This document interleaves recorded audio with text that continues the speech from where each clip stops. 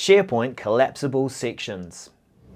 Some people are raving about it. It's going to be a way of tidying up the content on our page and present lots of different ways to lay out our content. Others think we might overuse it. I'm going to take a look at a practical example today, adding an FAQ section to a knowledge base page. If you wanted to discover what's new and prepare for change too, then subscribe while you're here to the Modern Workplace Change and give the video a thumbs up if you find it useful. Let's get straight into it. We have a page or a site that I use to try and keep people up to date with change, and I use news articles. So I am going to go into this news article or knowledge base page. And I've added an FAQ section. We're going to use this FAQ button to jump right down to that anchor point on the page. It's at the bottom of the page here, if you see. And what we see on the page is a few sections that are expandable or collapsible. I had set one to be expanded by default. And we can open these sections just by clicking on the triangles. So a nice simple way to keep that content tidy. And you've probably been using third-party tools maybe in the past to achieve the same thing. So now with it built in, we've got that section. Now let's go behind the scenes and see what it is that has made this possible.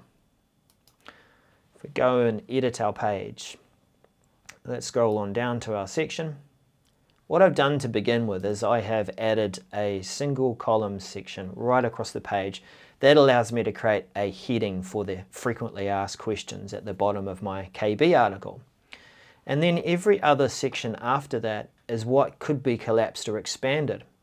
If we click into our first section and then edit our section, I'm using a 2-column section layout here. Now you could use any of these layouts and then choose whether or not to collapse or expand it.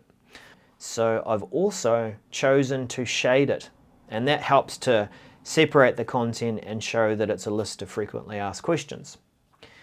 Down here I've clicked the button to say make this section collapsible, and the section name is what I'm using to also display my question for that frequently asked questions. There's going to be a limit to how many characters. To be honest, I haven't tried to explore what that is, but I've kept the question quite brief.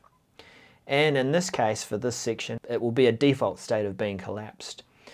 So that's my section display heading, and that's what people see when it's collapsed. Everything else below that is just a typical section. We've got 2 columns, so I've just added a text box.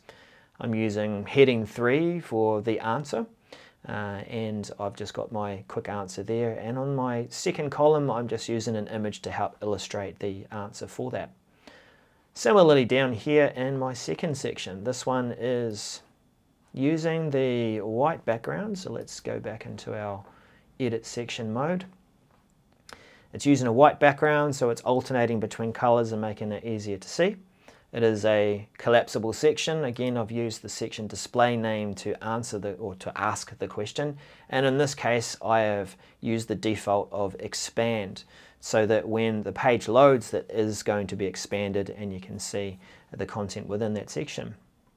And our last section here is just a straightforward text box in that section. So that's pretty cool. I think that it's going to be a good way to lay out our content, and frequently asked questions is a great use case for it because we are used to seeing questions and that you click to see the answer. And you can expand the section to highlight a particular question that you think would be quite useful. It also signals to people when they're browsing the page that there is some content in these sections here that are collapsed. So do click on that to open it. There was one other experiment that I went over. I thought, I wonder if I could use an anchor point within the section and jump to it, and then that section would open up. So that little experiment, let's just see with that, what I've done is I had grabbed the anchor point for this section, and this section is set to be collapsed when the page loads. I grabbed the anchor point and I've used it in a hyperlink text up at the top of the page, and I wanted to see if I click on that, will it jump to that position in the page and also expand the section.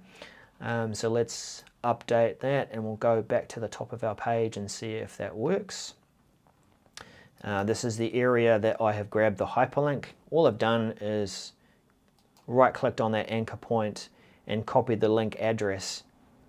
And we'll put the page back to how it is when it loads.